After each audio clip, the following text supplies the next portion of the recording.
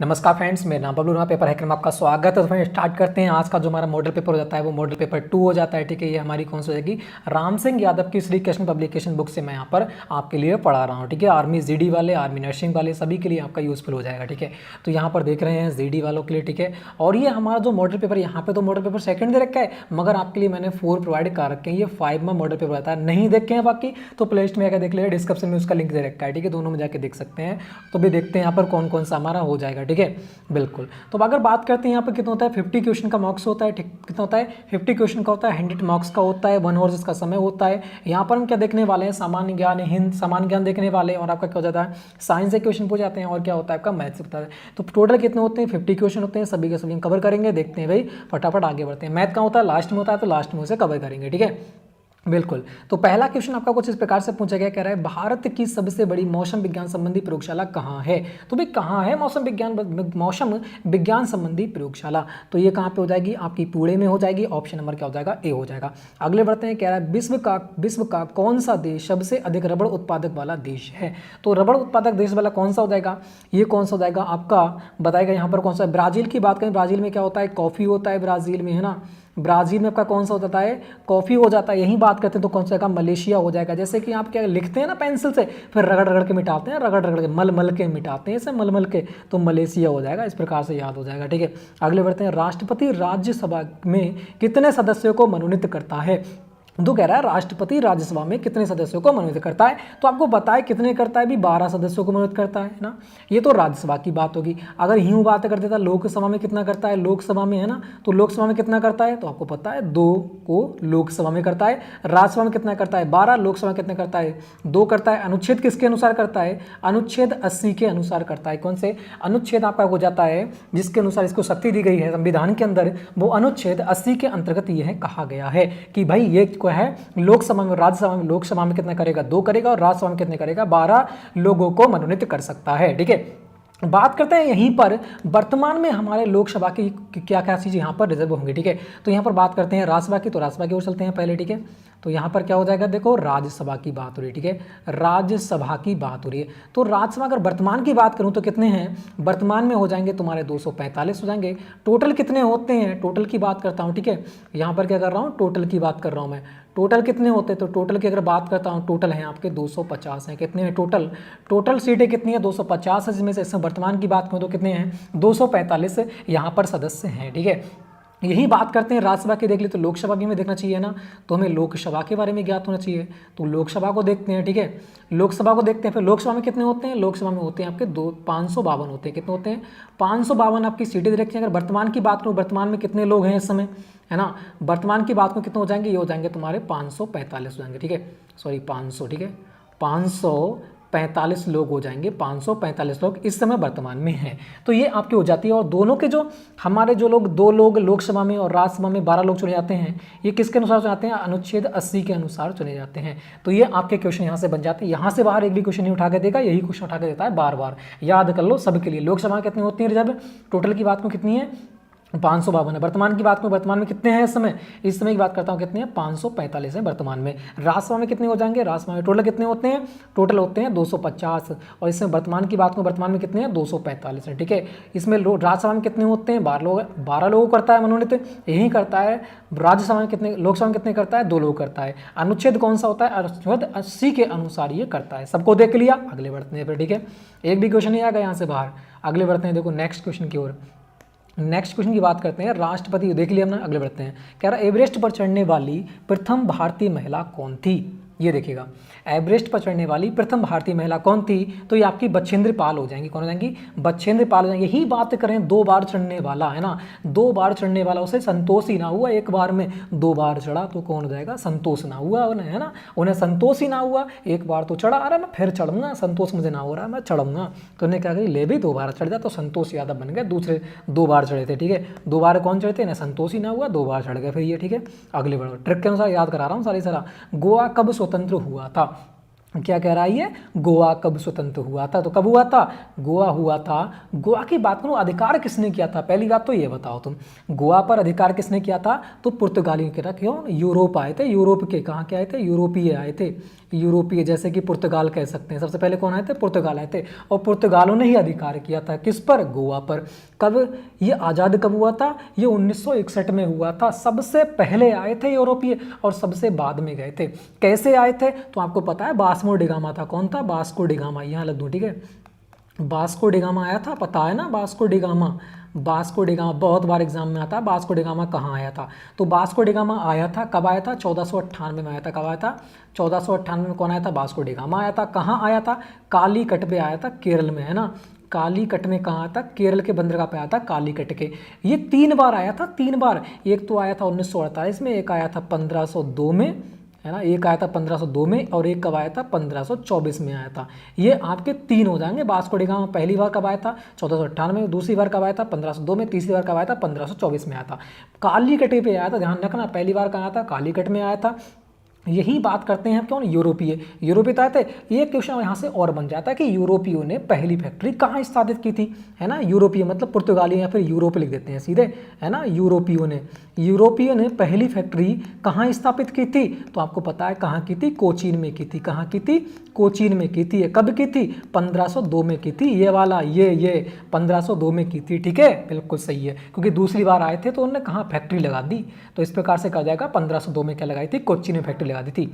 हो गया याद? हो गया सारा की सारा? इतना क्वेश्चन पूछेगा, पुर्तगाली से पूछेगा तो ठीक है, सब रिलेटेड कर दिया मैंने।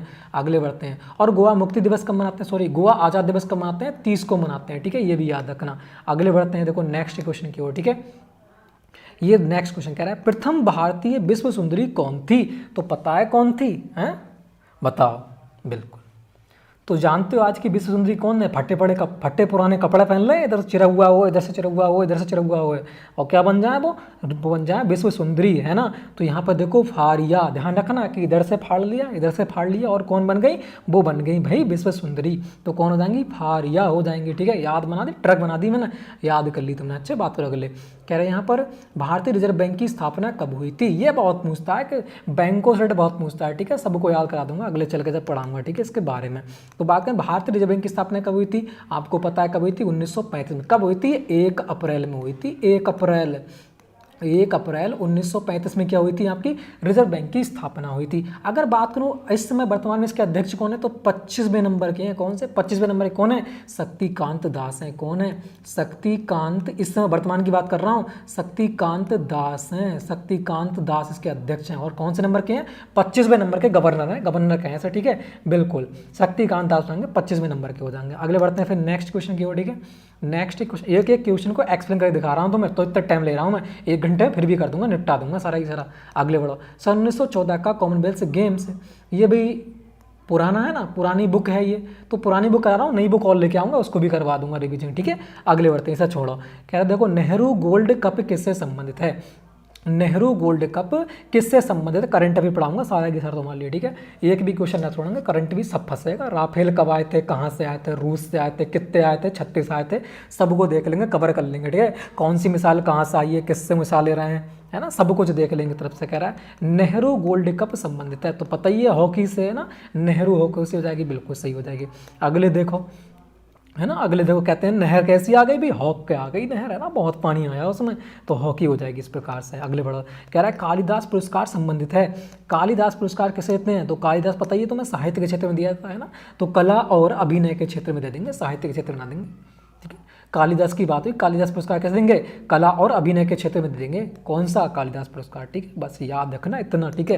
क्योंकि कालिदास पुरस्कार तो 8 पुरस्कार हैं, जिसमें कालिदास पुरस्कार तो साहित्य में है ही ना, ठीक है। अगले बढ़ते हैं, देखो नेक्स्ट कह रहा है सुबह, कह रहा है चंद्रगुप्त मौर्य ने किसको परास्त किया था? चंद्रगुप्त मौर्य का बेटा कौन था? बिंदुसार, सही है।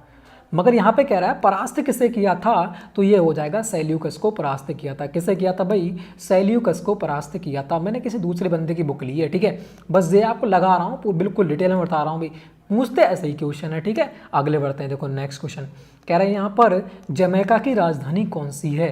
तो यहाँ पे थोड़े से क्वेश्चन मुझे लगा हुए लग रहे हैं यहाँ पर पहले वाले में, ठीक है, अगले ना मिलेंगे देखने के लिए। तो कौन सी जाएगी? किंगस्टन हो जाएगी। कौन सी जाएगी? किंगस्टन हो जाएगी, किंगस्ट, ठीक है। अगले बढ़ो। किंगस्टन हो जाएगी, बिल्कुल सही है। अगले बढ़ते हैं, कह रहा है कौन सा ग्रह आकार और द्रव्यमान में लगभग पृथ्वी के समान है। कौन सा ग्रह आकार और द्रव्यमान में लगभग पृथ्वी के समान है। तो तुम्हें पता है कौन सा है ना। सबसे देखो, ये तो हो गया तुम्हारा सूर्य हो गया है ना, ये तो क्या हो जाएगा सूर्य। इसके पास में कौन पड़ता है, यो वाला बुध पड़ा है, छोटा वाला क्या पड़ा है, बुध पड़ा है। उसके बाद कौन सा पड़ता है, ये पड़ता है शुक्र। ये कौन सा पड़ा है, शुक्र पड़ा है। इसी के बराबर होता है, इसी के बराबर कौन होती है, हमारी पृथ्वी होती है। तीसरे नंबर पे कौन हो जाती है, पृथ्वी आती है। उसके बाद कौन सा जाएगा, ये होगा थोड़ा सा बड़ा इससे, ठीक है। फिर कौन सा बन जाएगा, ये मंगल हो जाएगी, मंगल, ठीक है। ये हो जाएगा मंगल वाला। इससे बड़ा कौन सा होता है, फिर बृहस्पति हो जाएगा सबसे बड़ा, है ना। ये हो जाएगा बृहस्पति, क्या हो जाएगा, बृहस्पति हो जाएगा सबसे बड़ा। फिर इससे छोटा कौन सा हो, यहाँ पर हो इतना बड़ा, ये कौन हो, शनि हो। इससे बड़ा ना हो, इससे थोड़ा बड़ा हो, छोटा, ठीक है। इन दोनों पृथ्वी से और शुक्र थोड़ा छोटा होता है, कौन सा, शनि होता है। ये कौन सा होता है, शनि। इससे बाद में कौन आएंगे, यो अरुण हो जाएगा, यो अरुण हो जाएगा। और यो कौन हो जाएगा, वरुण हो जाएगा।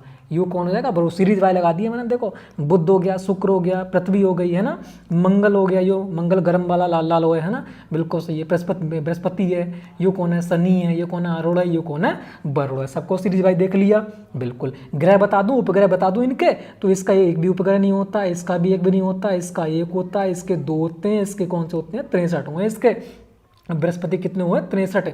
इसके कितने होते हैं, इसके कितने होते हैं, इसके होते हैं 31 उपग्रह होते हैं। उपग्रह की बात कर रहे हैं, चंद्रमा अपना उपग्रह है, ऐसे उपग्रह। पृथ्वी के कितने हुए, एक उपग्रह हुए, पता ही चंद्रमा होता है।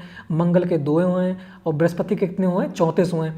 और शनि के कितने हुए, 31 हुए हैं। और अरुण के कितने होते हैं, अरुण को तो पता है ना, अरुण कितने होते हैं, अरुण के होते हैं यार, अरुण का कन्फर्म ना है कितने हुए हैं, अरुण के कितने होते हैं, अरुण को छोड़ो, ठीक है। और बड़ों के कितने होते हैं, बड़ों के 8 होते हैं, क्योंकि 8वें नंबर पे है, तो बड़ों के कितने हो जाएंगे, 8 हो जाएंगे। इसका कंफर्म नहीं रहा, वो ध्यान नहीं रहा, ठीक है। देखो ये हो जाएंगे तुम्हारे सीरीज बाई, ठीक है, सही है, हो गया ना।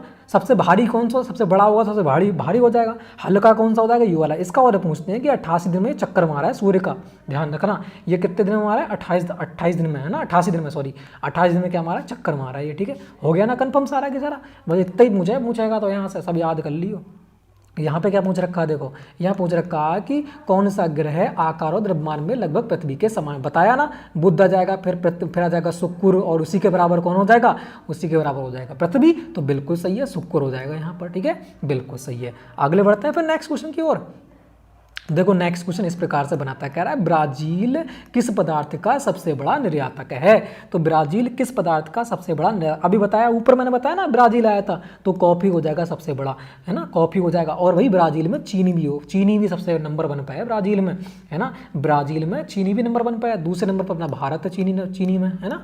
दूसरे नंबर पर कौन सा, अपना भारत है चीनी उत्पादक में। तो भाई कॉफी में भी और चीनी में भी, दोनों में है, इसका ऑप्शन ही गलत दे रखा है, ठीक है। ये दोनों में कौन है, ब्राजील नंबर 1 पे है। अगर गेहूं की बात करें तो कौन है, चीन है, गेहूं पे चीन है। दूसरे नंबर अपने भारत हो जाएगा, दूसरे में भारत है। यो बात करें, देखो चावल में, चावल कौन है, चावल में भी चीन है, 1 नंबर पे बात करना, फर्स्ट नंबर पे, दूसरे नंबर पर अपना भारत हो जाएगा। ऐसे हैं, देखो भारत अब भी पीछे है, ठीक है। और चावल में भी, गेहूं में भी, दोनों में पीछे है। कॉफी तो हो गया ब्राजील का, चीनी ले गया, फिर भी ब्राजील ले गया, अपना 2nd नंबर पर रह गया, है ना। तो ये हो जाएंगे सीरीज बाई। मैं देखो सब बता दिए, सबको याद कर लियो, लिख लियो, ठीक है। जो बता जाऊँ लिखते रहो बस, मैं सबको रेट करवा दूंगा, जितने आते हैं सबको एक्सप्लेन करके बता देता हूँ तुम्हारे लिए। अगले बढ़ते हैं, देखो नेक्स्ट क्वेश्चन, चिपको आंदोलन किससे संबंधित है। यहाँ चिपकने की बात हो रही, चिपकने की। और देखो तुम बाबू सोना को देखो ना, गोरी गोरी सुंदर सुंदर, तो भी उसी को चिपक जाएगा, ठीक है। तो ऑप्शन नंबर क्या हो जाएगा, बी हो जाएगा, सही है। याद करा दिए, टिक से तुम्हारी बाबू से, ठीक है। तो बाबू, हाँ बाबू जानते हो तो, है ना। तो बाबू को तो कौन हो जाएगा, सुंदर लाल बहू घोड़ा, है ना, बहू आ जाए तुम्हारी, बाबू बन जाए तो चिपक जाओगे फिर तो तुम, है ना। चिपको आंदोलन, बिल्कुल सही है, याद हो गया, टेंशन ना लियो, ठीक है। अगले बढ़ते हैं, सब याद करा दूंगा। अगले बढ़ते हैं, देखो नेक्स्ट क्वेश्चन। नेक्स्ट क्वेश्चन कुछ इस प्रकार से होता है, कह रहा है पानी में भाप, ध्यान रखना, पानी के भाप में परिवर्तन के ताप कितना है, 100 डिग्री सेल्सियस होता है। कह रहा है केल्विन स्केल में इसकी रीडिंग क्या होगी। सब बता दूं एक प्रकार से खोल के, है ना, बिल्कुल सही है। तो यहाँ पर लिख लो जल, यहाँ पे क्या लिख लो, जल लिख लो, ठीक है। देखो एक तो होता है ताप के आधार पर, ताप कोई क्या कहते हैं, हम क्वथनांक कहते हैं, कभी ताप ना देगा क्वथनांक देगा, ध्यान रखना। ये क्या कहें, क्वथनांक कहते हैं, ठीक है, क्वथनांक। क्वथनांक होगा, ठीक है। क्वथनांक कहते हैं ताप कोई क्या कहते हैं, क्वथनांक कहते हैं। और नीचे हिमांक कहते हैं, क्या कहते हैं, हिमांक। ये तुम्हारा ताप ना होगा, ये ठंडा कहते हैं, तो इसे क्या कहते हैं, ठंडा कहते हैं। अब इनमें क्वेश्चन बनते हैं, ये कहते हैं हिमांक कहते हैं इसे, ठीक है। इसे क्वथनांक कहते हैं ताप को, हिमांक कहते हैं ठंडे वाले को। हिमाम माने हिम, बर्फ। अब बता दूंगा तुम्हें कौन कौन से स्केल होते हैं। एक तो होता है, पता पड़ा होगा तुम्हें, डिग्री सेल्सियस वाला स्केल होता है, ठीक है। एक क्या होता है, फ़ारेनहाइट होता है। किसमें पूछ रखा है, देखो केल्विन ने पूछ रखा है।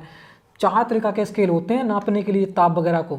देखो एक तो होता है डिग्री सेल्सियस में, एक होता है फ़ारेनहाइट में, और एक क्या होता है तुम्हारा केल्विन में होता है। एक किस में होता है तुम्हारा, एक होता है रोमर में, ठीक है। एक किस में होता है, रोमर में होता है। सब लिख लेना, बता दे रहा हूँ। एक भी क्वेश्चन अगर इससे पूछता है ना तो यही पूछेगा, बाकी कोई नहीं पूछेगा। देखो यही बात करूँ, क्वथनांक इसका कितना होता है, मतलब ताप के अनुसार कितना होता है। डिग्री में बात करूँ तो कितना होता है, 100। देखो 100 डिग्री यहाँ पर दे रखा है, 100 डिग्री सेल्सियस, ठीक है। यही बात करूँ हिमांक, अगर ऐसे ठंडा करोगे बर्फ जल के लिए तो ठंडा कितना होता है, 0 डिग्री सेल्सियस गर्म ठंड होता है, पता है तुम्हें ना।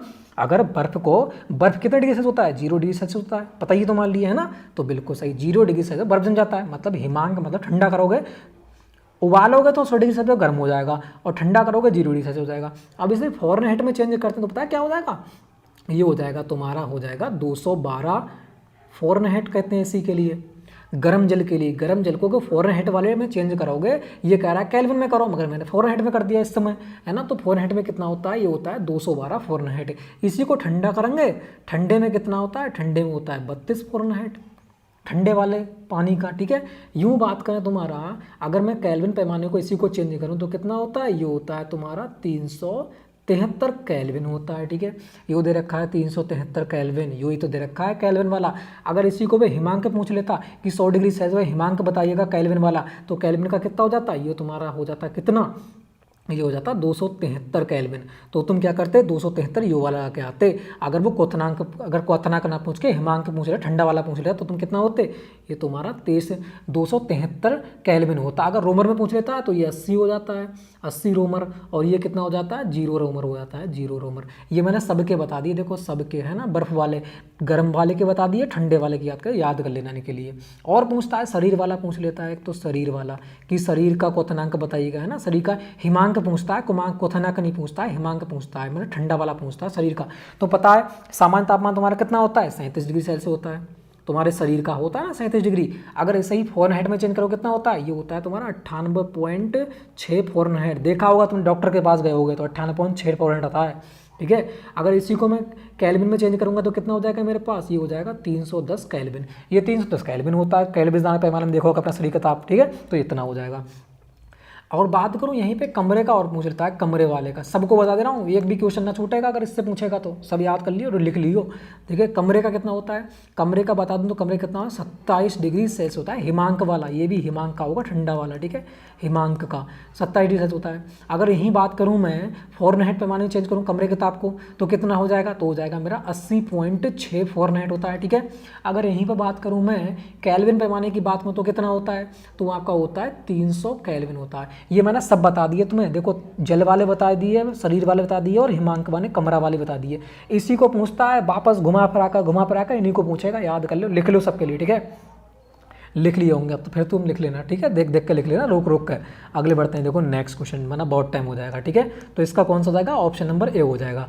अगर वो करता कि भैया कि बताओ किस में बताओ, अब वो पहुँचता फ़ारेनहाइट में बताओ, तो फ़ारेनहाइट में क्या होता है, ये वाला होता। ये केल्विन में दे रखा, ये फ़ारेनहाइट में दे रखा, ये आपके 0 डिग्री बोई दे रखा है, ठीक है। ताप वाले में ये डिग्री सेल्सियस दे रखा है, तो सभी दे रखे हैं, ठीक है। मगर आपको बताना किसका था, केल्विन का। अगर फ़ारेनहाइट का पूछता तो फ़ारेनहाइट ये वाला हो जाएगा।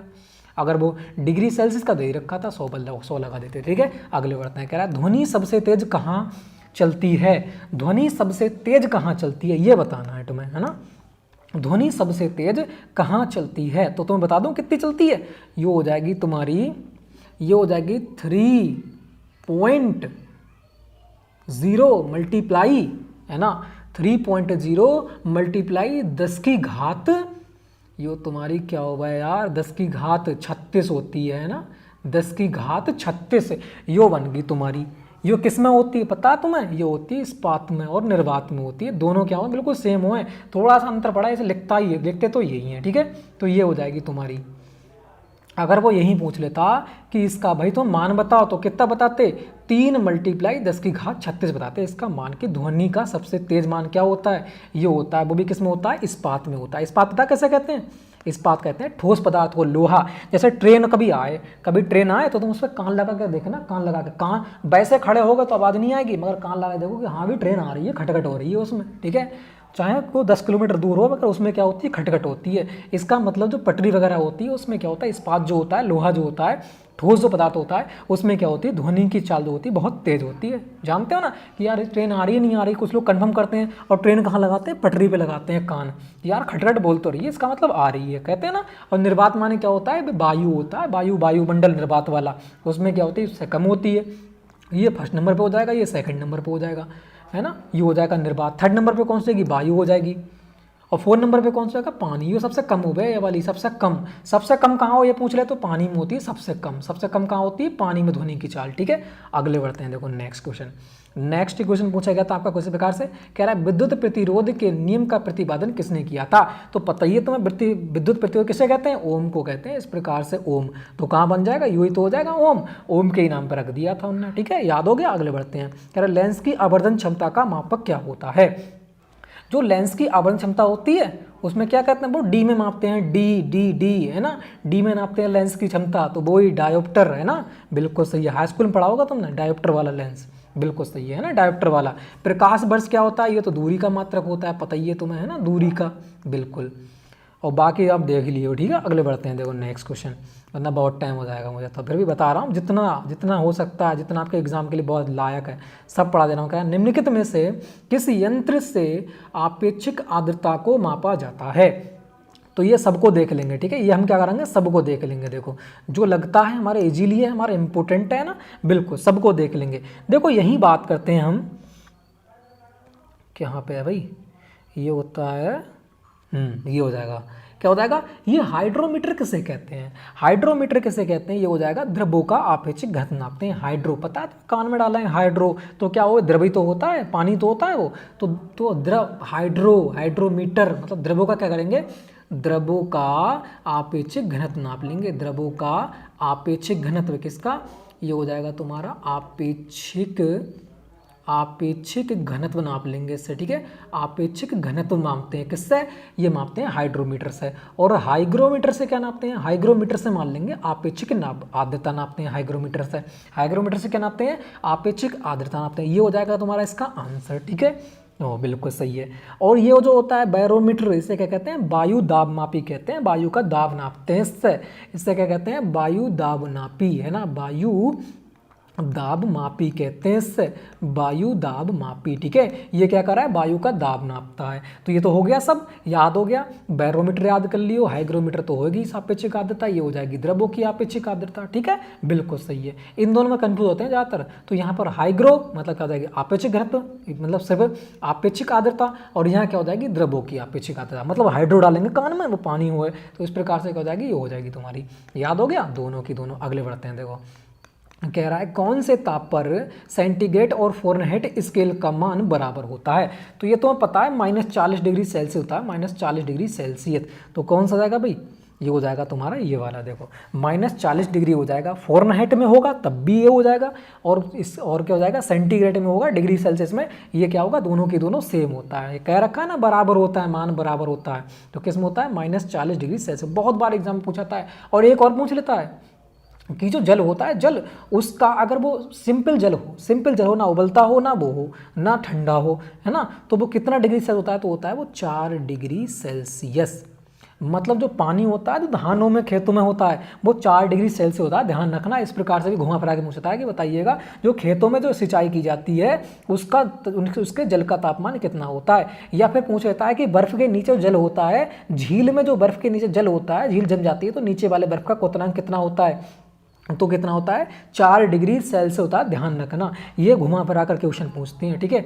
अगले बढ़ते हैं, देखो नेक्स्ट क्वेश्चन क्या कह रहा है बल का मात्रक क्या होता है। तो बल का मात्रक सभी को पता है, न्यूटन होता है ना, न्यूटन, बिल्कुल।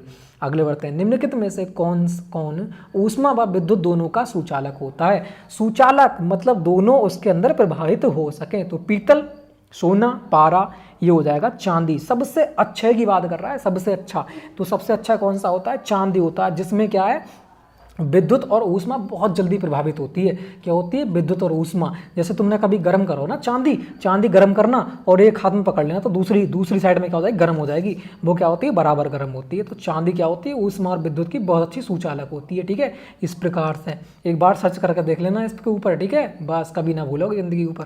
अगले बढ़ते हैं, देखो नेक्स्ट क्वेश्चन कह रहा है, यहाँ पर ये क्वेश्चन कह रहा है 22 Na में इलेक्ट्रॉन क्या होंगे? इलेक्ट्रॉन होंगे, कितने होंगे? 11 इलेक्ट्रॉन होंगे, आधा कर देना। ठीक है, कितने होते हैं? 11 होते हैं। इसे निकाल के देख लेना, पहले निकाल के देख लेना। ठीक है, इसके लिए उसके बाद कहना। न्यूट्रॉन की बात की, न्यूट्रॉन की खोज किसने की थी? चैडविक ने की थी, है ना, ईंट पर नाच कहते हैं ना, बिल्कुल। तो क्या चैडविक ने की थी? किसने की थी? चैडविक ने की थी। ये भी बहुत पूछा है कि न्यूट्रॉन की खोज किसने की थी? चैडविक ने की थी। इलेक्ट्रॉन की खोज किसने की थी? थॉमसन ने की थी, है ना। इलेक्ट्रॉन, न्यूट्रॉन और प्रोटॉन की खोज किसने की थी? ईंट पर नाच, है ना, ये कहा थी रदरफोर्ड ने की थी। ठीक है, रदरफोर्ड ने की थी वो वाली। ठीक है, अगले बढ़ते हैं, देखो नेक्स्ट आपको बता दिया मैंने, ध्यान रखना। कह रहा है पृथ्वी की मध्य परत को क्या कहते हैं? पृथ्वी कैसी होती है? तुम्हें पता ही है, गोल होती है। ऐसे क्या होती है? गोल होती है। यहाँ पर ऐसे करके एक त्रिज्या काट दो, है ना। ये पूछ रहा है ये वाला भाग क्या होता है? ये वाला भाग बताना तो पृथ्वी का। इसे क्या कहते हैं? इसे तो भैया कोर कहते हैं, वो पता है ना। इसे क्या कहते हैं? कोर कहते हैं। इसके लिए ये वाली जो हमारी होती है यहाँ से यहाँ तक, इसे क्या कहते हैं? कोर कहते हैं। और जो बीच वाला होता है उसे क्या कहते हैं? उसे हम कहते हैं प्रवार कहते हैं। क्या कहते हैं? प्रावार। उसे क्या कहते हैं? प्रवार कहते हैं। जो ऊपर वाली होती है वो क्या कहलाती है? भूपरपट्टी कहलाती है। क्या कहलाती है? भूपरपट्टी, है ना, भूपरपट्टी कहलाती है। बिल्कुल सही है। इस प्रकार से तुम्हारे हो जाते हैं। अंदर वाली क्या कहलाती है? कोर कहलाती है। उससे बाहर वाली क्या कहलाती है? प्रभार कहलाती है ना, जो देखा है प्रभार। उससे ऊपर वाली क्या कहलाती है? भूपरपट्टी कहलाती है। जो ऊपर वाला हमारा भाग होता है उपजाऊ वाला, वो क्या हो जाती है? हमारी भूपरपट्टी हो जाती है। यहाँ से क्वेश्चन और बनते हैं कि भूपरपट्टी में सबसे ज़्यादा मात्रा किसकी होती है? और दे देगा ऑक्सीजन की होती है, नाइट्रोजन की होती है, लोहा की होती है, एल्यूमिनियम की होती है, सिलिकॉन की होती है, या फिर मैग्नीशियम की होती है। इस प्रकार से पूरी सीरीज दे देगा। अब बताओ तुम, है ना, अब बताओ यहाँ पर सबसे ज़्यादा किसकी होती है? तो सबसे ज़्यादा किसकी होती है? O2 की होती है। ऑक्सीजन की कितनी होती है? तो ये होती है तुम्हारी 46.08% होती है। ये तुम्हारी कितनी होती है? सॉरी यार, गड़बड़ हो गई यहाँ तो, है ना, यहाँ तो भाई गड़बड़ हो गई। ये 71% होती है। कौन सी होती है भाई? 71% होती है। 46.71% होती है ऑक्सीजन। ठीक है, और बात करें यहीं पर कार्बन डाइऑक्साइड CO2 की बात कर लें। कार्बन डाइऑक्साइड कितनी होती है ना, कार्बन डाइऑक्साइड कितनी होती है? तो ये तुम्हारी होती है कार्बन डाइऑक्साइड, यार कार्बन डाइऑक्साइड नहीं, कार्बन डाइऑक्साइड नहीं पूछता है इसमें। ठीक है, कार्बन डाइऑक्साइड नहीं पूछता है उसमें यार, कार्बन डाइऑक्साइड नहीं पूछता है। मैं क्या कर रहा हूँ ना, कार्बन डाइऑक्साइड नहीं पूछता है, रुकिएगा थोड़ा सा। ठीक है, कार्बन डाइऑक्साइड होती नहीं है इसमें ज़्यादातर। तो जो पूछता है वही बता रहा हूँ मैं। ठीक है, जो पूछता है वही बता रहा हूँ। देखो अगले बढ़ते हैं फिर। ठीक है, अगले बढ़ते हैं। देखो, अरे यार कट गया सारा की सारा, है ना, कट गया। मैंने क्या कहा था? O2 क्या हो जाएगा? O2 कितनी होती है? O2 होती है आपकी 46.71% होती है। ये तो हो गया एक। और कितनी होती है? दूसरा पूछता है लोहा कितना होता है इसमें। लोहा बहुत पूछा जाता है। लोहा कितना होता है? लोहा होता है 5.05% क्या होता है? लोहा होता है। एक और पूछता है सेकेंड नंबर पर सिलिकॉन। सिलिकॉन होता है सेकंड नंबर पे, है ना। सिलिकॉन क्या होता है? सेकंड नंबर पे होता है। ये कितना होता है? ये तुम्हारा होता है 27.6969% होता है silicon, second number. First number पे कौन सी होती है? फर्स्ट नंबर पे हो जाएगी आपकी कौन सी? O2 हो जाएगी। सेकंड नंबर पे कौन सी हो जाएगी? सेकंड नंबर हो जाएगी तुम्हारी सिलिकॉन हो जाएगी। ठीक है, और थर्ड नंबर पे कौन सी आएगी? थर्ड नंबर पे एल्यूमिनियम होती है। कौन सी? एल्यूमिनियम होती है, एल्यूमिनियम। ठीक है, एल्यूमिनियम कितनी होती है? एल्यूमिनियम होती है 8.07% क्या होती है? एल्यूमिनियम होती है, थर्ड नंबर पर जाएगी, है ना। लोहा कौन सा हो जाता है? तो फोर्थ नंबर पर जाएगा। और सबसे नीचे कौन सा होता है? मैग्नीशियम होता है सबसे नीचे। सबसे कम पूछ ले कि भूमि में सबसे कम मात्रा किसकी होती है, तो आप क्या करना? मैग्नीशियम होती है। कितनी होती है? मैग्नीशियम होती है। कितना होती है भाई? ये 2.08% होती है। तो मैंने भी याद करना करा है। कितना होता है? 2.08% होती है। ये सबको याद कर लियो, इतने ही क्वेश्चन बनेंगे यहाँ से। अगर भूमि से पूछेगा तो एक भी क्वेश्चन ना बचेगा, सब बता दिए। इसमें मात्रा ही बता दी, किसकी ज़्यादा होती है, किसकी कम होती है, किसकी कितनी % हो है, सब बता दिया मैंने। यहाँ से बाहर एक भी क्वेश्चन ना बनेगा, याद कर लियो सबके लिए। भूमि से पूछेगा तो सब उड़ा देना। ठीक है, अगले बढ़ते हैं। देखो नेक्स्ट क्वेश्चन पूछा गया था इस प्रकार से। नेक्स्ट कह रहा है किसी वस्तु पर लगने वाला उत्प्लावन बल किस किस घटक पर निर्भर करता है? तो आपने हाई स्कूल में पढ़ा होगा, एक तो पढ़ा होगा उत्प्लावन बल और एक पढ़ा होगा अपकेंद्र बल। ये क्या होता है? उत्प्लावन बल होता है और एक क्या होता है? अपकेंद्र बल होता है। इस प्रकार तुमने पढ़ा होगा, इस प्रकार से घंटी लटकती मिला है, इस प्रकार से घंटी गोला, इस प्रकार से पढ़ा होगा तुमने हाई स्कूल इंटर में, हाई स्कूल में पढ़ा होगा। ये तो हाई स्कूल में चैप्टर है, ठीक है। ये क्या होता है? उत्प्लावन बल किसे कहते हैं? पहली बात ये, उत्प्लावन बल उसे कहते हैं जैसे हम किसी चीज़ को फेंकते हैं ब्रह्मांड की तरफ फेंकते हैं तो वो ऊपर ही निकल जाता है, वापस कभी पृथ्वी पर नहीं आता है। उसे हम क्या कहते हैं? अपकेंद्र बल कहते हैं, सॉरी उसे क्या कहते हैं? उत्प्लावन बल कहते हैं। क्या कहते हैं? उत्प्लावन बल कहते हैं। और यहीं पर एक होता है अपकेंद्र बल। अपकेंद्र क्या होता है? अपकेंद्र अपनी पृथ्वी अपनी ओर खींचती है, उसे क्या कहते हैं? अपकेंद्र बल कहते हैं। और उत्प्लावन बल क्या होता है? वो ब्रह्मांड खींचता है अपनी तरफ, उसे हम क्या कहते हैं? उसे क्या कहते हैं? हम उत्प्लावन बल कहते हैं। मतलब दूर जाने के लिए, जैसे यहाँ पर मैं इस प्रकार से राउंड से घुमाऊँ, इस प्रकार से राउंड से घुमाऊँ तो कहाँ के लिए जाएगा? ये बाहर के लिए और जाने की कोशिश करेगा। ये कहाँ जाएगा? बाहर के लिए जोर लगाएगा। ये कहाँ लगाएगा? बाहर के लिए जोर लगाएगा। तो बाहर के लिए जोर कब लगाएगा? जब इसका जो घनत्व है ये जो है ये क्या होगा? कम होगा और क्या होगा? भारी होगा, है ना। कम होगा और ये अगर भारी होगा, जितना भारी हो सकता है और जितना छोटा हो सकता है उतना ही क्या होगा? बहुत ही तेज़ी से और बाहर के लिए बल लगाएगा। अगर बड़ा होगा तो भाई धीरे घूमेगा और बल कम लगाएगा बाहर के लिए, यही तो करेगा। अगर यहीं पर छोटा होगा और घनत्व उसका बहुत ज़्यादा होगा, मतलब भारी होगा, तो ये कहाँ होगा? बाहर के लिए सबसे ज़्यादा बल लगाएगा। तो यहाँ पर क्या हो जाएगा? देखो, जब कह रहा है किसी वस्तु पर लगने वाला उत्प्लावन बल किस घनत्व पर निर्भर करता है, तो सबको पता है घनत्व पर निर्भर करता है कि उसका घनत्व ज़्यादा होगा, छोटा होगा और भारी होगा तो बाहर अगर हम कहीं फेंकते हैं किसी चीज़ के लिए, तुम इतना बड़ा हो और बहुत हल्का हो, तुम उसे फेंकना तो पास ही में गिर जाएगा ना गिर जाएगा। अगर इतनी छोटी चीज़ हो और क्या हो? लोहा हो, एक तुम डेला फेंक के देखना है ना, गिट्टी मतलब कोई गिट्टी वगैरह फेंक के देख लेना, उसको फेंकना, और एक पत्थर को फेंकना, उसको फेंकना, और फिर एक लोहे के उतने ही बड़े भाग को फेंकना, तो वो उससे भी ज़्यादा दूर जाके गिरेगा, है ना। तो इस प्रकार से क्या होता है? घनत्व पर निर्भर करता है उत्प्लावन बल, ठीक है। तो इस प्रकार से हमारा हो जाएगा ऑप्शन नंबर बी। सबको समझा दिए, डिटेल में समझा दिए, अब कभी ना भूलोगे, ठीक है। अगले बढ़ते हैं। देखो नेक्स्ट क्वेश्चन कह रहा है, जब कोई तरंग एक माध्यम से दूसरे माध्यम में प्रवेश करती है तो निम्न में से कौन सा परिमाण नहीं बदलता है? कौन सा परिमाण नहीं बदलता है? इसके बारे में पूरा डिटेल में समझा दूं तो मैं बताओ, इसके बारे में डिटेल में समझा दूं तो ये लो पूरा समझो पूरा। अगर तरंग से कोई भी क्वेश्चन बनता है तो एक भी क्वेश्चन ना छूटेगा आप तो, ठीक है, एक भी क्वेश्चन ना छूटेगा। तरंग आपने देखी होगी, इस प्रकार से क्या होती है? तरंग जाती है, इस प्रकार से ही तो जाती है तरंग, ध्वनि तरंग इस प्रकार से जाती होगी, देखा होगा तुमने। इस प्रकार से क्या जाती है? कोई ध्वनि तरंग जाती है, कोई भी ध्वनि हम बोलते हैं तो इसी प्रकार जाती है, सीधी लाइन इस प्रकार से खींचते हैं, आपने देखा होगा, पढ़ा होगा तो, ठीक है, बिल्कुल। अगर यही बात करूं मैं, ये क्या कह रहा है यहाँ पर? पहली बात कह रहा है आयाम। आयाम किसे कहते हैं? आयाम जो हमारी एक तरंग दे दे, इसे हम क्या कहते हैं? यहाँ से यहाँ तक, यहाँ से यहाँ तक क्या कहलाती है? ये हमारी यहाँ से लेकर यहाँ तक जो ऐसे जा रही है, ये कह के, ये हमारी क्या कहलाती है? तरंग दैर्ध्य कहलाती है। क्या कहलाती है? ये हमारी तरंग दैर्ध्य कहलाती है, तरंग दैर्ध्य कहलाती है, ठीक है। और जो ये हमारा होता है, ये वाला भाग, ये जो भाग होता है, इसे हम क्या कहते हैं? इसे हम आयाम कहते हैं। इसे हम क्या कहते हैं? इसे हम आयाम कहते हैं, ठीक है, ध्यान रखना, इसे हम क्या कहते हैं? आयाम कहते हैं।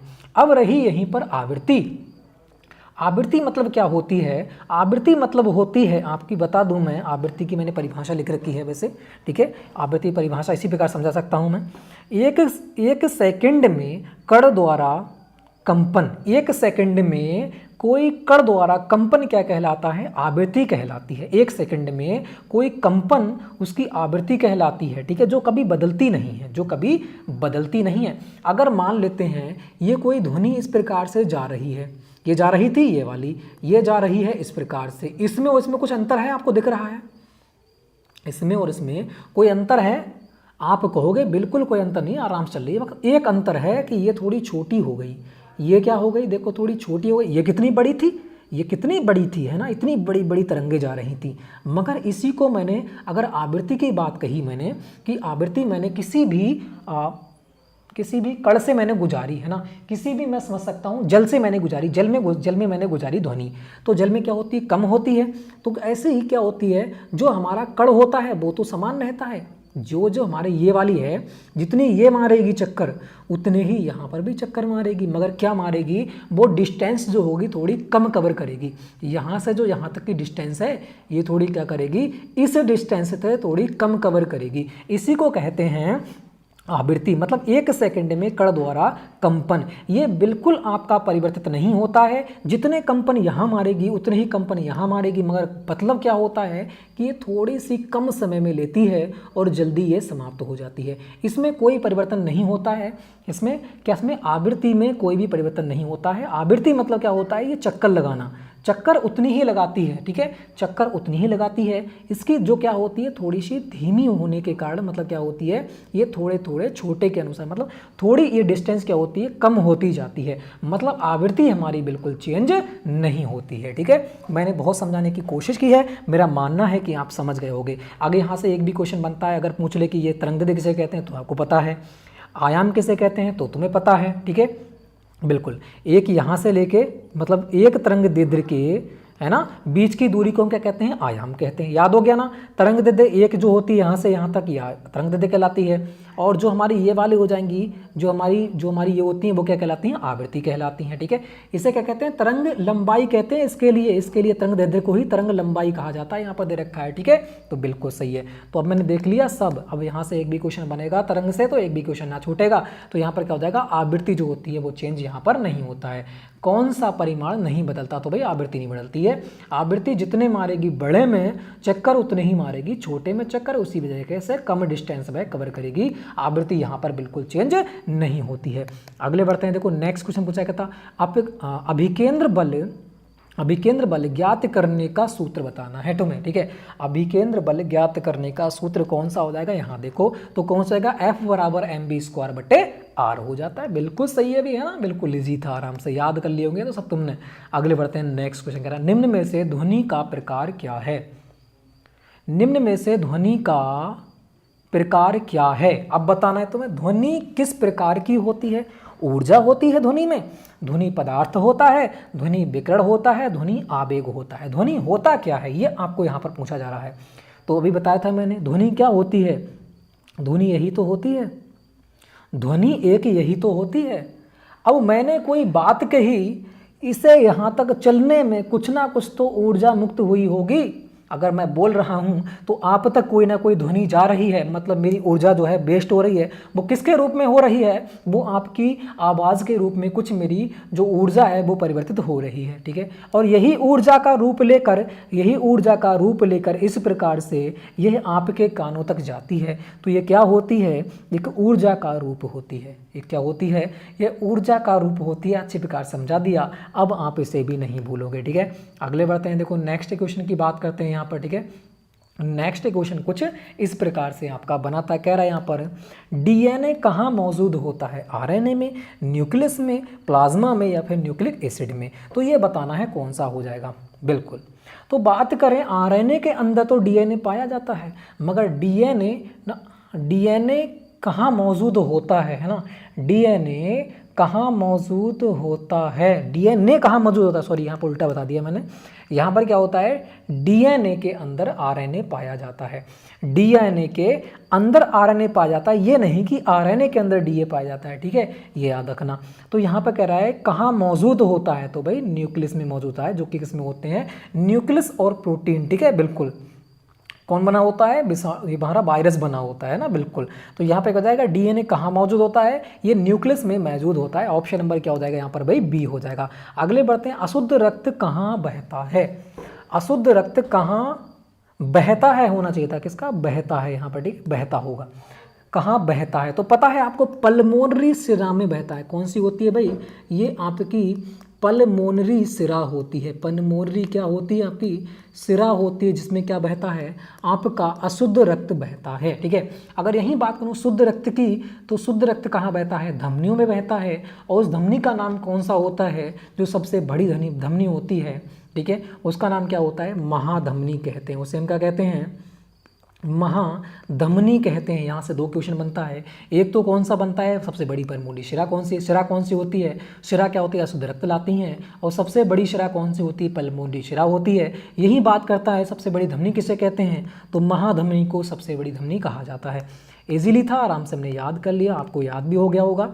अगले बढ़ते हैं। कह रहा है यहाँ पर क्लोरोफिल कहाँ पाया जाता है, क्लोरोफिल कहाँ पाया जाता है। तो आपको पता है जो हरी पत्तियाँ वगैरह होती हैं वो किसकी बनी होती हैं ना, वो क्लोरोफिल पाया जाता है इनके अंदर, ठीक है। पर्णहरिम की सहायता से ये क्लोरोफिल में ये अपने क्या है परिवर्तित कर लेती हैं प्रकाश के लिए, ठीक है।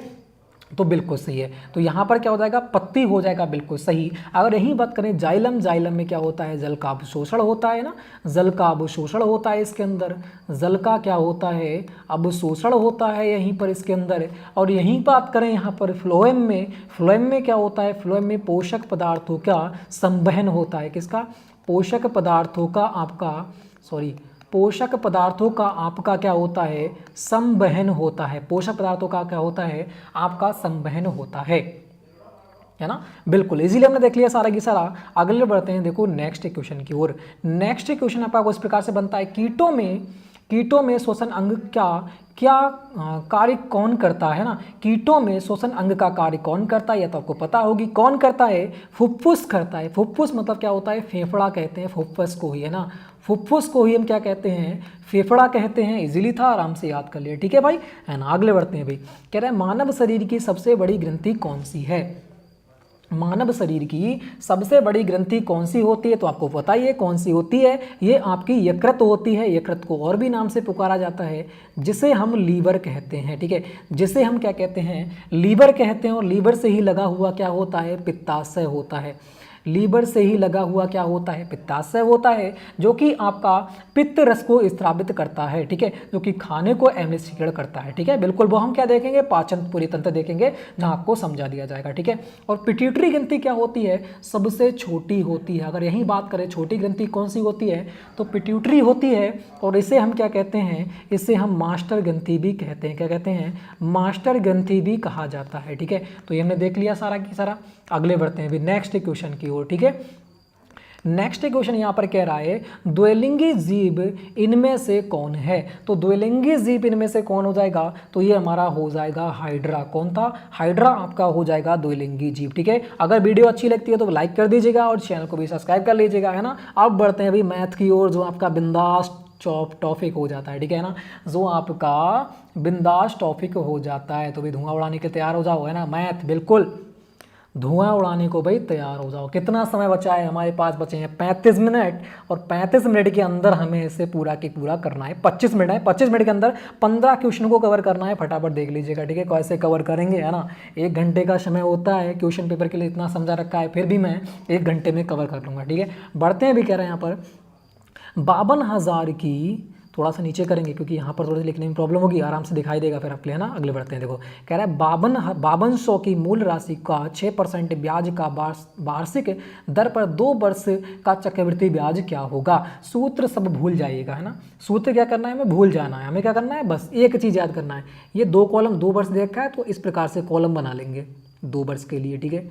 ये 1 खाना 2 खाना, यहाँ 1 खाना। अगर ये 3 वर्ष का पूछता तो हम कैसे खाने बनाते, इस प्रकार से खाने बनाते, 3 वाले 1 2 3 1 2 1, इस प्रकार कम करते हुए जाएंगे इधर के लिए। यहाँ पर मैंने कम कर दिया, ठीक है, बस इस प्रकार जाते हैं। तो वो 2 वर्ष है, मैंने 2 वर्ष कर दिए। मैंने मान लिया कैलकुलेशन कम करने के लिए कि उसका जो मूलधन है वो इतना ना होकर कितना था, वो आपका मैंने मान लिया कितना था, 10,000 था। मैंने माना है ये, ठीक है, मैंने माना है कि 10,000 था, ठीक है भी। अब 10,000 था, अगर मैं 6% निकालूंगा 10,000 का, तो मेरे पास कितना आएगा, 2 जीरो कट जाएगा, यहाँ पर 600 आ जाएगा ना, आ जाएगा।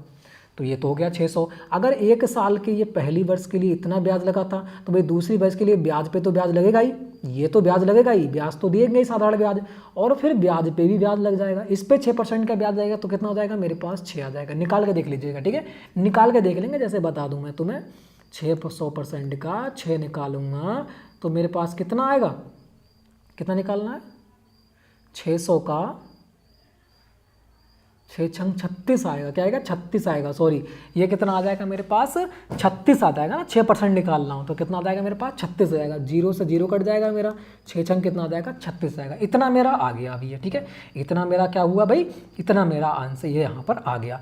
ये मेरा क्या होता है टोटल, ये मेरा आ जाता है चक्रवृद्धि ब्याज, और ये मेरा क्या हो गया मूलधन हो गया, ठीक है। ये मेरा क्या हो गया मूलधन हो गया, ये मेरा क्या हो गया मूलधन हो गया, ठीक है। देखो अगर इस प्रकार से अगर नहीं कर पाओ तो उस प्रकार से बता दूंगा, ठीक है। मगर इस ये क्या है थोड़ा सॉल्व पड़ जाता है इस वाले में, ठीक है, इसलिए मैं ऐसा समझा रहा हूँ।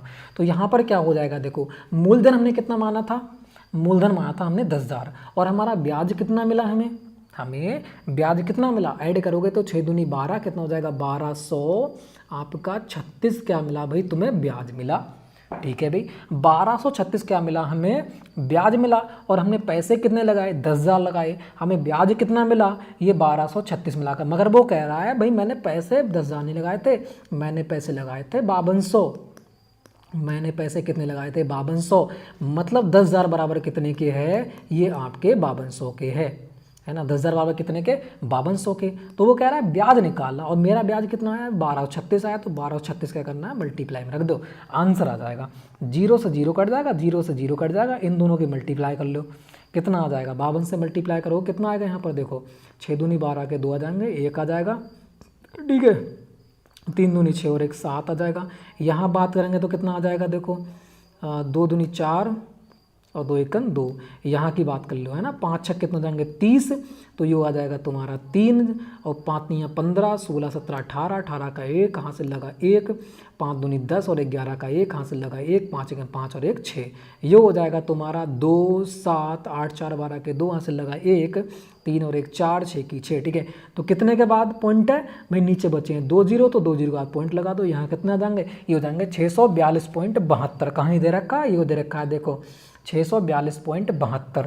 एक प्रकार से इसे और भी कर सकते हैं, एक प्रकार से इसे और भी कर सकते हैं, वो भी देख लो।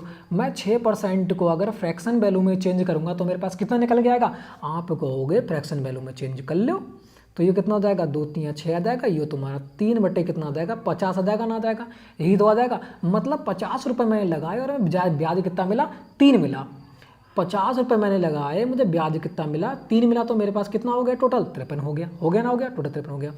फिर मैंने कितने लगाए, फिर मैंने 50 रुपये लगाए, 1 साल की बात तो ये होगी, 2 साल फिर लगाऊंगा मैं, 2 साल ये 1 साल, तो फिर मैंने 50 लगाए और मुझे 53 मिले, तो यहाँ पर भी मल्टीप्लाई करना पड़ेगी। 55 कितना हो गया 25 हो गया, ये हो गया 2500, और अनुपात में आ जाएगा, ये कितना हो जाएगा तुम्हारा, इनकी मल्टीप्लाई करेंगे तो कितना हो जाएगा 3 3 हो जाएगा 9, 3 पंजे हो जाएगा 15, है ना। इसकी बात करूंगा तो 5 3 हो जाएगा 15, 1 और 5 हम 25 और 1 कितना हो जाएगा 26, तो ये कितना हो जाएगा तुम्हारा 9 हो जाएगा, 5 5 10 का 0 वहाँ से लगा 1, और 6 7 और 1 कितना हो जाएगा 8, ये हो जाएगा तुम्हारा 2, ये कितना हो जाएगा 2 8 0 9 हो जाएगा ये तुम्हारा।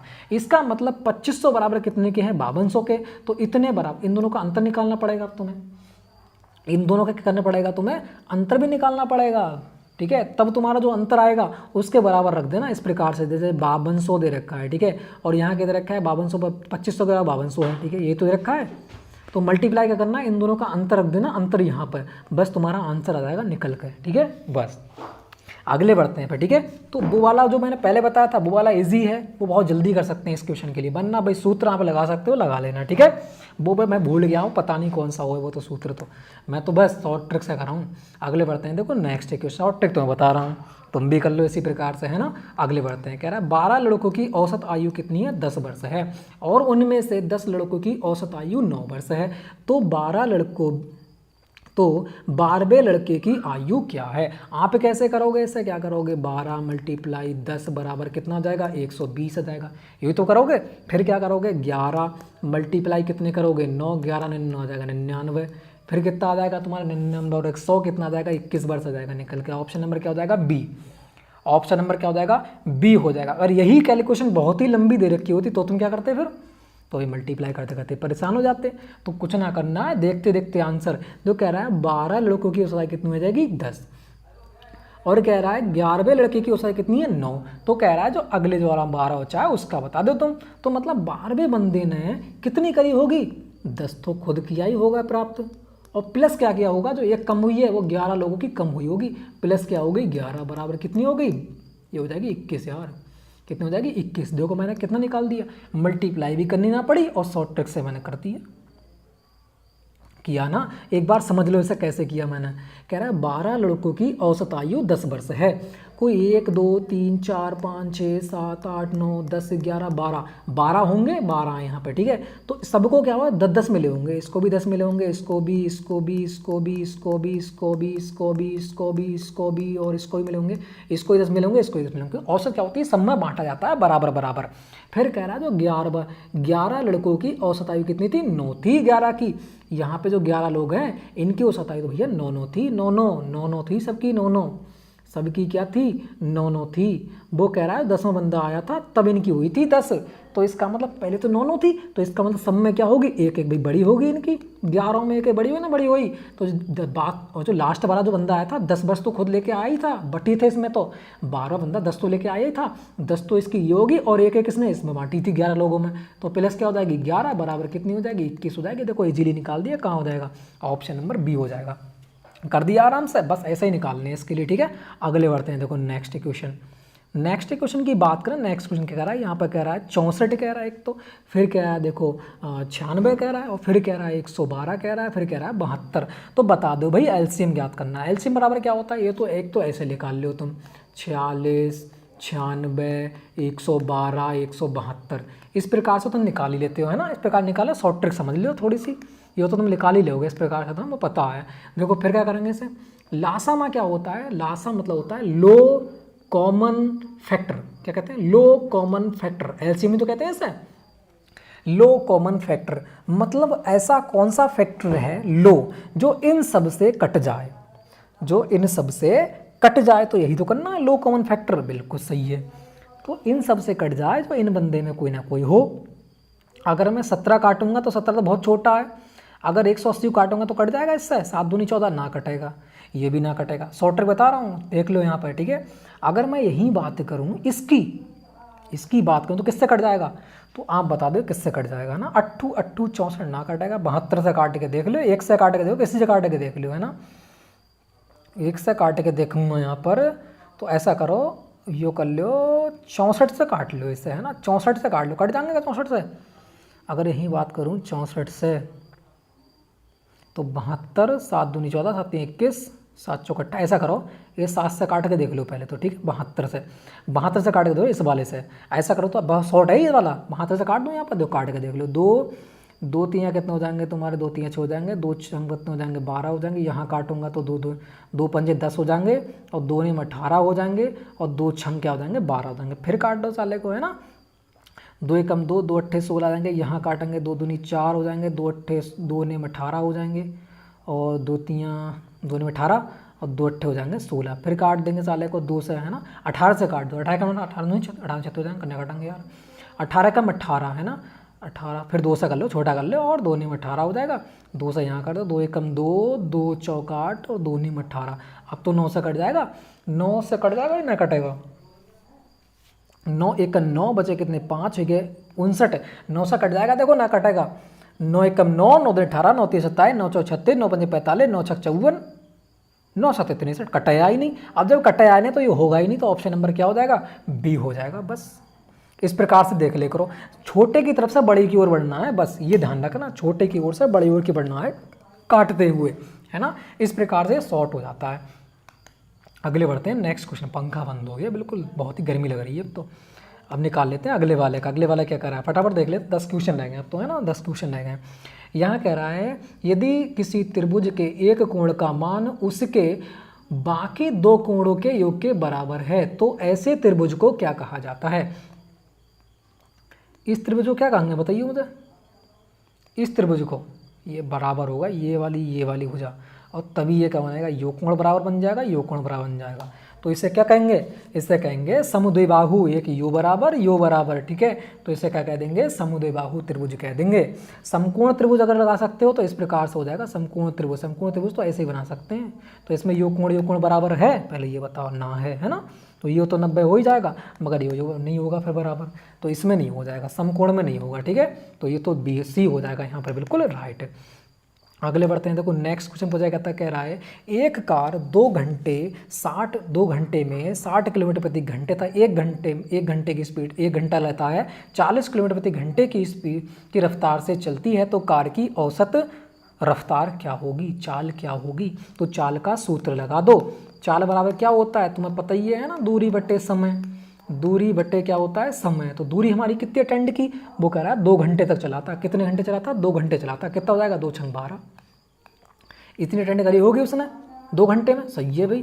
फिर कह रहा है यहाँ पर 1 घंटा चला था 40 किलोमीटर से, तो कितनी अटेंड की होगी, 40 किलोमीटर अटेंड की होगी। तो कह रहा है समय कितना लिया, समय 2 घंटे लिए, 1 घंटा लिया, 2 घंटे लिए प्लस 1 घंटा लिया, बराबर कितने हो जाएंगे, 3। ऊपर जोड़ोगे तो कितने जाएंगे, ये हो जाएंगे तुम्हारे 160, और नीचे जोड़ो कितने जाएंगे, 3। काट दो, कितने से जाएगा, 3 × 5 = 15 हो जाएगा, और 3 × 3 = 9 हो जाएगा। 0.33% आपका आ जाएगा। कहीं दे रखा है देखो 0.33, 53.33 बिल्कुल हो जाएगा। ऑप्शन नंबर कहाँ दे रखा, ए हो जाएगा। देखो चाल बराबर दूरी बटे समय, एक सूत्र याद करो, सब कवर है ना। अगले बढ़ते हैं। देखो अगले बढ़ते हैं। नेक्स्ट क्वेश्चन आपका कुछ इस प्रकार से बना था।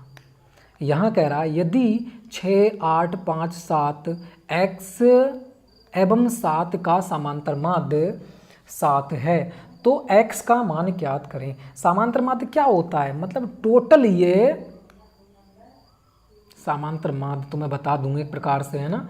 समांतर माध्य कहते कैसे हैं, रुक जाइए थोड़ी देर, ठीक है। हाँ तो हमें इसमें देखो क्या दे रखा है, इसमें बात करूँ, थोड़ा सा हट गया था, ठीक है, देख लेना है यहाँ पर। कह रहा है यहाँ पे कह रहा था समांतर माध्य वाला। समांतर माध्य होता क्या है भाई, होता है औसत। समांतर माध्य को ही औसत कहते हैं। औसत मतलब क्या होता है, सब में बराबर बांटना। ये कह रहा है समांतर माध्य 7 है, तो इसका मतलब इसको भी 7 मिला होगा, इसको भी 7 मिला होगा, इसको भी 7 मिला होगा, इस पे भी 7, इस पे भी 7, इस पे भी 7। अब बताओ, सबको मैं समांतर माध्य, यही तो कहते हैं सब में बराबर बराबर बांट देना। तो कह रहा है समांतर माध्य 7 है, सब में 7-7 बांट दिए मैंने। अब बताओ कि इसमें कितने की जरूरत है जो कि मैं पूरे कर पाऊँ x की जगह भर के, बस यही दे रखा है इसमें। तो 7 है, इसमें भैया 1 की कमी है, 1 जोड़ना पड़ेगा। यहाँ कह रहा है 1 ज़्यादा है तो 1 माइनस कर देंगे। यहाँ कह रहा है 2 कम है तो 2 प्लस कर देंगे। यहाँ का कह रहा है, देखो यहाँ कह रहा है बराबर है तो कुछ ना करेंगे। यहाँ कह रहा है 7, तो 7 मैंने लिख ही दिया, 7x लिख देंगे। यहाँ कितना हो जाएगा देखो, है ना, यहाँ दे रखा है 7, 7 में 4 गए, हो जाएगा 3 प्लस कर देंगे। तो यहाँ पे बताओ क्या भरूँ, यहाँ पे क्या भरूँ जो कि बराबर बराबर सब में आ जाए। तो आप कहोगे 1 से 1 कट गया, ये हो जाएगा तुम्हारा 7, 2 कितना हो जाएगा, 7, 2 हो जाएगा 9, और 9, 3 कितना हो जाएगा, 12 हो जाएगा। x बराबर 12 भर दो, सब में 7-7 बढ़ जाएंगे और तुम्हारा आंसर आ जाएगा, समांतर माध्य निकल आएगा। तो भाई सब में क्या भर दिया मैंने, यहाँ भर दूंगा 12। अब तुम सबको जोड़कर 7 से काट लियो, 7 ही लेकर के आएगा। सबको जोड़कर 1, 2, 3, 4, 5, 6 से काटोगे ना। समांतर माध्य बराबर क्या होता है, टोटल संख्याएं बटे क्या होता है, टोटल, ये होता है टोटल सबका, सब संख्याओं का टोटल, मतलब 6 + 8 + 5 + 7 + x + 4, और बटे कितने रखी हैं, 6 संख्याएं बराबर 7। इस प्रकार से भी निकाल लोगे तुम, इस प्रकार से भी निकाल लोगे, मगर वो क्या है तुम्हारा शॉर्ट हो जाएगा वो वाला, ठीक है। इस प्रकार से भी निकाल लोगे, वो ज़्यादा शॉर्ट हो जाएगा तुम्हारा, वो शॉर्ट है। ऊपर 7 लिख लो, सब में 7-7 बांट दो, और जो बचा है इसमें से वो नीचे लिख लो, घटते जाए काट दियो, सब में 7-7 बराबर कर लो। सब में 7-7 बराबर करने हैं, बस ये होता है समांतर माध्य का मतलब, ठीक है। आप समझ में आ गया होगा, निकाल लोगे, वरना ये सूत्र लगा लेना, इधर बताया था मैंने वही वाला। सब संख्या लेना, लिख लेना 6, 7 और सबको जोड़ लेना, और यहाँ पर नीचे लिख देना 1, 2, 3, 4, 5, 6 हैं तो 6 नीचे लिख देना, बराबर 7 देना। इस प्रकार से ही निकल आएगा, ठीक है। अगले बढ़ते हैं, देखो नेक्स्ट क्वेश्चन की ओर। नेक्स्ट क्वेश्चन कह रहा है यहाँ पर, यदि कोई वस्तु 40 रुपये में खरीदी जाए और 60 रुपये में बेची जाए तो कितने प्रतिशत का लाभ या हानि होगी। तो आपको पता है, ये बताओ। देखो आपने खरीदी कितने की, 40 रुपये की, बेची कितने की, 60 रुपये की। यार तुम्हें जब 40 भाई खरीदोगे, 60 की बेचोगे, पता है कि तुम्हें 20 रुपये की भैया मुनाफा हो जाएगा ना, हो जाएगा। किस पर मुनाफा होगा, खरीदी तो करने जितने खरीदोगे तभी तो मुनाफा होगा। तो भैया 40 पे हो जाएगा मुनाफा, बराबर कितना हो जाएगा, परसेंटेज में चेंज करते हैं, 100 से मल्टीप्लाई करते हैं कि प्रति से बताइए, तो 100 से मल्टीप्लाई कर दिया मैंने, तो 0 से 0 हो जाएगा, 2 दूनी 4 हो जाएगा, ये हो जाएगा 50% हो जाएगा तुम्हारा। कहाँ दे रखा है, ये दे रखा है, देखो 50% उड़ा दिया ना, सब उड़ा दूंगा पूरी बुक। अगले वर्ष में और शॉर्ट ट्रिक से उड़ा दूंगा, जो तुम एग्जाम में बैठो ना और उससे पहले कर जाओगे सब। 25 सेकंड होंगे, 25 मिनट, खाली 25 मिनट, 30 मिनट में उड़ा दोगे पूरा।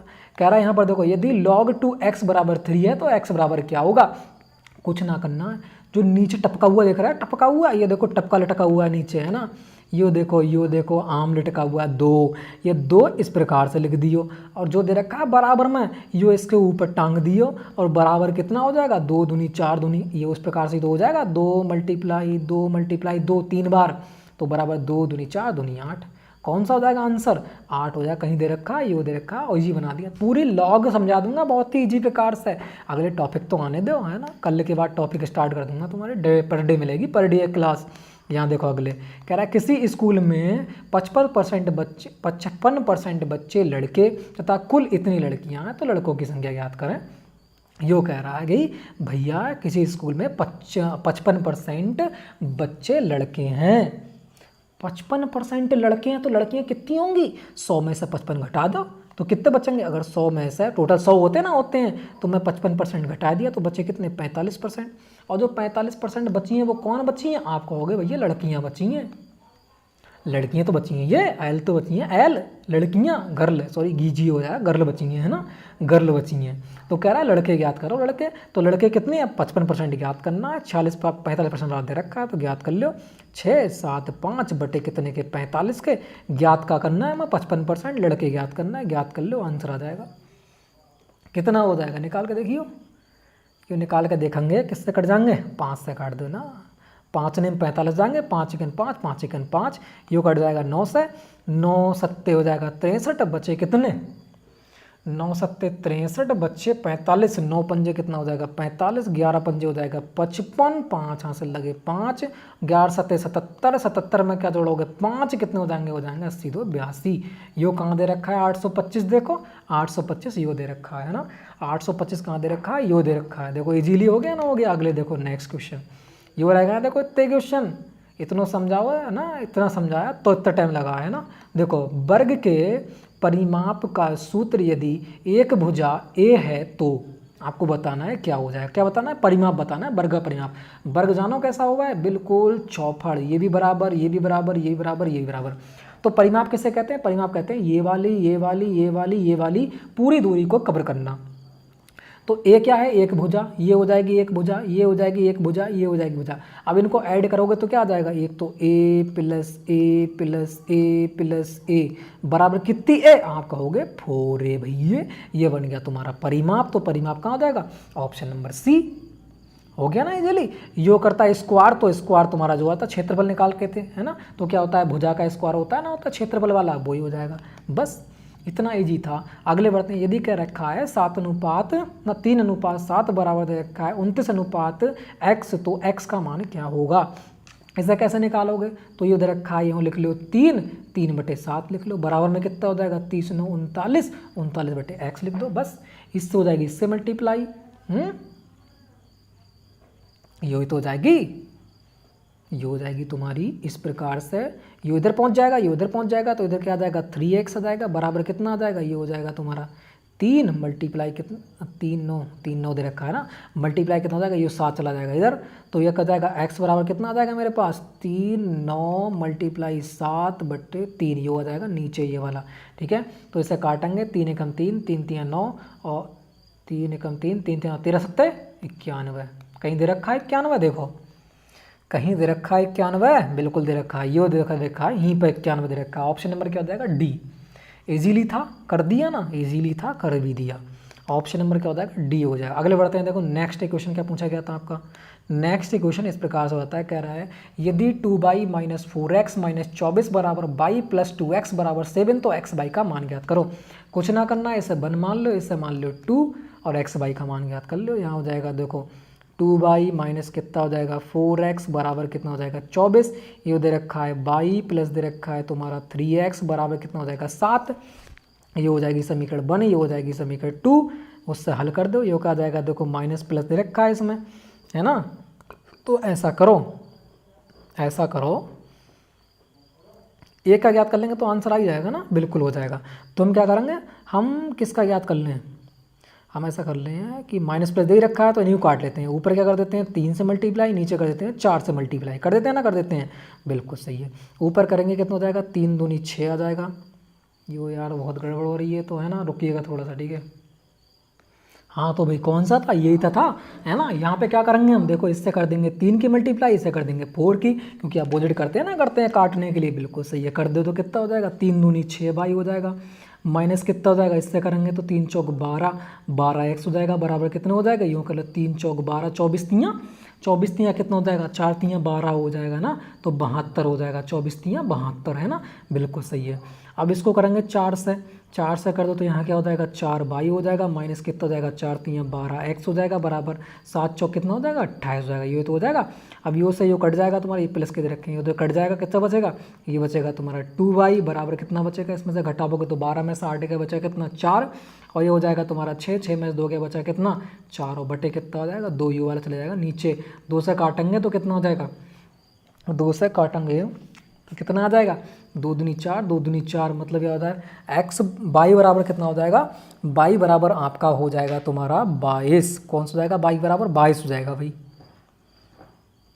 बाई बराबर आपका हो जाएगा 22।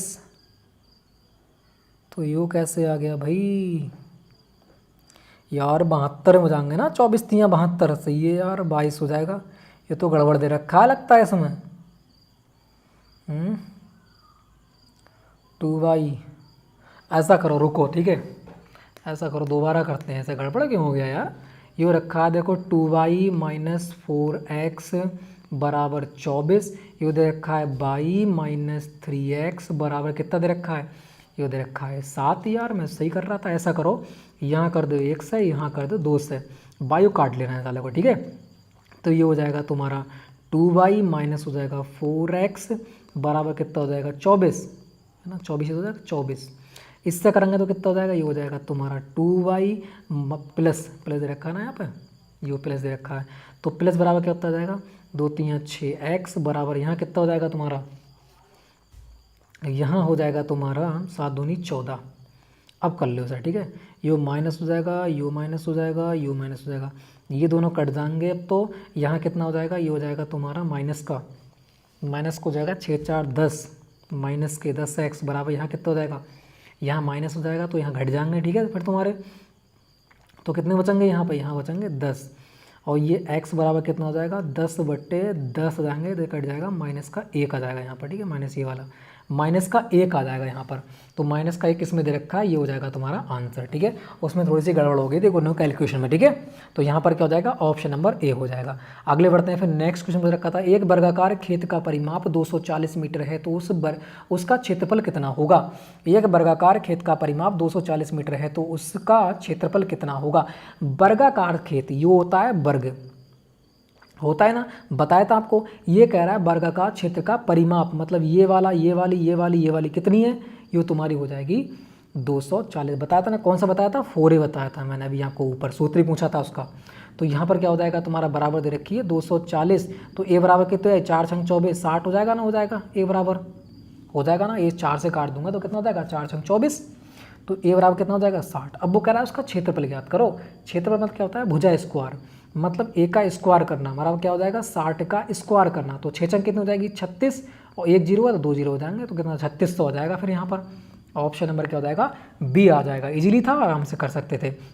अगले बढ़ते हैं, देखो ये वाला कह रहा है यदि बहुलक a बराबर इतना तथा b बराबर इतना तो इसका मान क्या होगा। एक बात बता दूं, एक तो होता है इस प्रकार से करा हुआ, एक होता है इस प्रकार से करा हुआ। इस प्रकार से दे रखा है तुम्हारे लिए, इस प्रकार से मतलब क्या होता है, पहले इस बार का बता दूं। एक ये मतलब क्या होता है, अगर मैंने 2 समुच्चय दे देगा, ए वाला एक समुच्चय दे देगा 3 1 3 5 8 ये दे देगा, और एक समुच्चय बी दे देगा तुम्हारा 1 3 8 10 11 ये दे देगा तुम्हारे इस प्रकार से। अब बताना है तो बीच में लगा देगा कि ए और ये वाला बी तुम ज्ञात करो, तो क्या करोगे, मतलब जो मिलता हो, जो इन दोनों में मिलता हो वही हमारा हो जाएगा इसका। तो 1 मिल रहा है, बिल्कुल मिल रहा है इसमें तो 1 उतार लो, 3 मिल रहा है भी इसमें 3 उतार लो, और क्या मिल रहा है 5 मिल रहा है 5 नहीं मिल रहा, 8 मिल रहा है 8 मिल रहा है, भी मिल रहा है दोनों में, बस ये हो जाएगा तुम्हारा आंसर इस वाले का। अगर वो यहीं इसको अपोजिट कर देता इस प्रकार से, इसे अपोजिट कर देता तो कौन सा होता, इन दोनों में ये वाला, सॉरी है ना, इसी प्रकार से हो जाएगा ना, नहीं थोड़ा रुक गया, यार थोड़ा सा गलत कर दिया ये तो मैंने फिर से, है ना। देखो यहाँ पर अभी बताना उल्टा कर दिया मैंने, उल्टा कर दिया, ठीक है। तो यहाँ पर क्या बताया था मैंने, ए बराबर कितना हो जाएगा, ए बराबर दे रखा था 1 3 8 5 इस प्रकार दे रखे हैं, और बी बराबर क्या दे रखे हैं 3 1 8 और 11 और 10 दे रखे हैं, ये दे रखे हैं, ठीक है। तो पूछता तुमसे कि ए और ऐसा और v बराबर बता लो क्या होगा, ये वाला इस प्रकार चिन्ह देता है ऊपर वाला।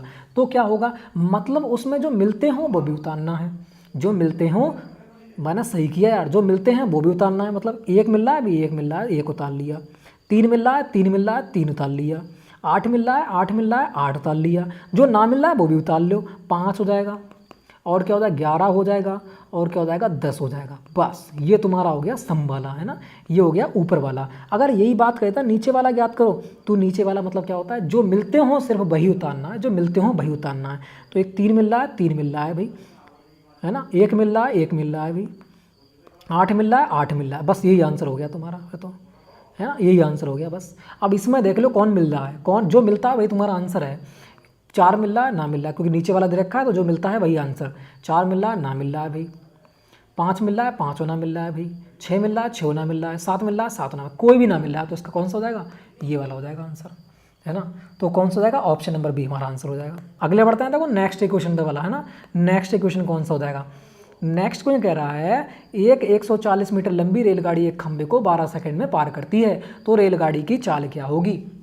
तो चाल बराबर बताया ना, चाल बराबर क्या होता है, चाल बराबर होता है दूरी बट्टे समय होगा है, क्या होगा है, दूरी बट्टे समय होगा है चाल बराबर। तो मैं क्या कर लूँगा, मैं कुछ ना करना है, दूरी लिखना, समय लिखना। दूरी मेरे पास कितनी है, दूरी दे रखी है 140, किस में, मीटर में, और समय मेरा कितना दे रखा है 12, किस में दे रखा है, सेकंड में। यो मेरा कहा भाई मीटर प्रति सेकंड निकल का भाई, और ज्ञात किस में करने हैं, किलोमीटर प्रति घंटा में करने हैं। किलोमीटर प्रति घंटा में चेंज करने को क्या कहूँ मैं, तो लगा दूंगा भाई 18/5, 18/5 लगाते हैं किलोमीटर प्रति घंटा में, और मीटर प्रति सेकंड में क्या करें 5/18 लगाते हैं, ये तो लगाते हैं। तो मैंने भैया किलोमीटर चेंज में करने के लिए लगा दिया 18/5, कर दो। यो काटा है 3 से, 3 चौक 12 हो जाएगा, 3 5 3 छक कितना हो जाएगा 18 हो जाएगा। फिर काट दूँ 2 से, 2 3 6 हो जाएगा, 2 दूनी 4 हो जाएगा, 2 से काट दूँ फिर कितना हो जाएगा 17 हो जाएगा, यही तो हो जाएगा। थोड़ा सा रुको यार, हाँ तो भाई क्या हो जाएगा, देखो इतना हो गया था ना हमारा, इतना हो गया था बिल्कुल, इतना हमने कर लिया था। ये काटेंगे 2 से, 2 सत्ते क्या जाएगा 14 हो जाएगा, यूँ कितना जाएगा 17 हो जाएगा, 2 सत्ते 14। अब क्या करें 5 से काट दें, 5 से काटेंगे तो कितने पे जाएगा, 5 एकन 5 पे जाएगा, 55 25 जाएगा, 15 सत्ते कितना जाएगा 15 सत्ते, सॉरी रुको यार, ये 15 हो जाएगा, 15 तियाँ यार, 15 तियाँ ना, 15 तियाँ कितने हो जाएंगे, 15 तियाँ नहीं यार, गड़बड़ हो रही है काटने में थोड़ी सी, ठीक है, गड़बड़ क्या हो गई काटने में हो गई। 140 हो जाएगा बटे कितना हो जाएगा 12, ये हो जाएगा 18/5, घंटे में चेंज करेंगे, ये से काट दो 2 से, 2 तियाँ कितना, 2 चौक 2, अरे यार क्या कर रहा हूँ, 3 चौक 12 है ना, 3 चौक 12 हो जाएगा, 3 5 3 छक कितना हो जाएगा 18 हो जाएगा। 2 से काटूंगा 2 दूनी 4 हो जाएगा, 2 तियाँ कितना जाएगा 6 हो जाएगा, 2 से काटेंगे 2 सत्ते 14, 17 पे जाएगा, 70 पे, है ना। 5 से काटेंगे तो कितने पे जाएगा, 5 एकन 5 जाएगा, बचेगा 2 55 25 जाएगा, है ना। और 15 तियाँ कितने होते हैं भाई, 15 तियाँ 45 होते हैं भाई, 15 तियाँ 45 होते हैं भाई, ये गड़बड़ दे रखा है इसमें, ठीक है, ये गड़बड़ दे रखा है इसमें कहीं, 15 तियाँ 45 होते हैं, इसका कौन सा जाएगा 45 किलोमीटर आंसर आना चाहिए था, 45 किलोमीटर आंसर आना चाहिए था, है ना, बिल्कुल 15 किलोमीटर इसका आंसर आना चाहिए था। ऑप्शन नंबर क्या हो जाएगा यहाँ पर, बी हो जाएगा बिल्कुल राइट। तो फ्रेंड्स सारे के सारे क्वेश्चन हमने देख लिए, सारे के सारे हमने कवर कर लिए। अगर वीडियो अच्छी लगी हो तो लाइक कीजिए, घनी बढ़िया लगी हो तो और लाइक कर दीजिएगा, ठीक है, 2 बार लाइक मत करना वरना हट जाएगा लाइक वाला, ठीक है, बटन। तो भाई क्या हो जाएगा, ये आर्मी वाला हमने देख लिया, और हमारे क्या हो जाएंगे भाई, ये हो जाएगा आर्मी वाला हमारा कौन सा जाएगा 5 बार प्रैक्टिस सेट था। तो भी आगे और भी मिलते रहेंगे। अब हमारे लेक्चर बाय लेक्चर स्टार्ट हो जाएंगे, प्रत्येक दिन आपको एक लेक्चर मिलेगा। कितने क्वेश्चन का, 10 क्वेश्चन का लेक्चर मिलेगा। मैथ वाला कौन सा मिलेगा भाई, मैथ वाला मिलेगा। तो कल भी मैथ को मिलेगा, परसों भी, कल भी मिलेगा, परसों मिलेगा, कल रोज मिलेगा, तो प्रत्येक दिन मिलेगा मैथ वाला, ठीक है, एक लेक्चर जो आपके एग्जाम के लिए बहुत यूजफुल होगा। तो फ्रेंड्स मैं ही पढ़ाने वाला हूँ, धुआंधार ट्रिक वाली समझाएंगे, ठीक है। तो फ्रेंड्स लाइक कर दीजिएगा, शेयर कर दीजिएगा, और चैनल सब्सक्राइब नहीं किया चैनल को सब्सक्राइब कर लीजिएगा, ठीक है फ्रेंड्स। तो फ्रेंड्स जय हिंद जय भारत। अदरवाइज देखना है जो 4 प्रैक्टिस सेट हैं तो डिस्क्रिप्शन में लिंक दे रखा है, प्लेलिस्ट में जाकर देख सकते हैं, ठीक है फ्रेंड्स। जय हिंद, जय भारत।